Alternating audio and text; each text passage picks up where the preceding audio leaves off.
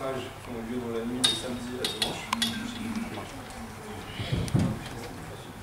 Ok. Donc, dans la nuit de samedi à dimanche, le Forum tunisien pour les droits économiques et sociaux a reçu un appel de détresse d'un bateau qui pensait être au large de Lampedusa, avec 240 personnes à bord, dont 47 Tunisiens et 193 personnes d'autres nationalités. Entre-temps, nous avons appris qu'un autre bateau était en difficulté, avec 46 personnes à bord, dont des Marocains et des Syriens, au large de Ben Gardel. Nous avons immédiatement appelé les secours à Lampedusa et la Marine nationale tunisienne, qui ont localisé les bateaux dans la zone de secours de la Tunisie.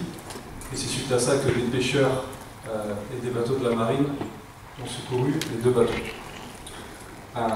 Le Forum tunisien pour les droits économiques et sociaux salue les efforts de secours en mer et insiste pour que les secours de la Tunisie, de Malte et de l'Italie coopèrent activement pour secourir les migrants en mer, quelle que soit leur nationalité et quelle que soit leur situation juridique. On rappelle que c'est un devoir de la Convention des Nations Unies sur le droit de la mer que de secourir des personnes en détresse, quelle que soit la situation.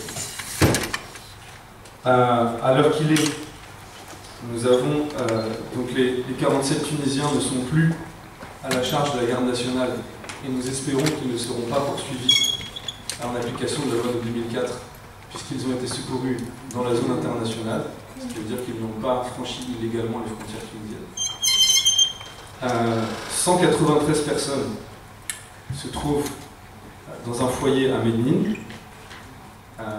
et 46 autres à la garde nationale de Ben Gardel. À l'heure actuelle, donc le HCR, le Haut Commissariat aux réfugiés des Nations Unies, est en train d'analyser les demandes des personnes.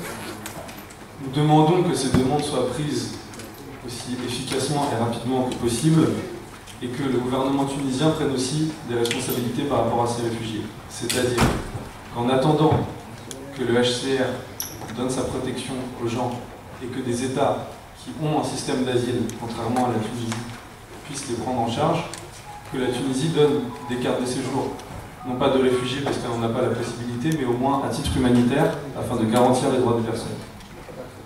Nous demandons aussi que les lieux où sont pour l'instant privés de liberté ces gens soient accessibles à la fois à la société civile et à la presse, pour garantir toute la transparence du processus, et que s'il y a des violations des droits de ces personnes, elles puissent être rendues publiques. Et enfin, nous demandons à ce qu'aucun réfugié sur le sol tunisien ne soit privé de liberté, puisqu'il n'y a aucune loi en Tunisie qui permet d'enfermer des personnes de façon administrative pour des questions d'entrée et de séjour. Je vous remercie beaucoup, je suis pas libre.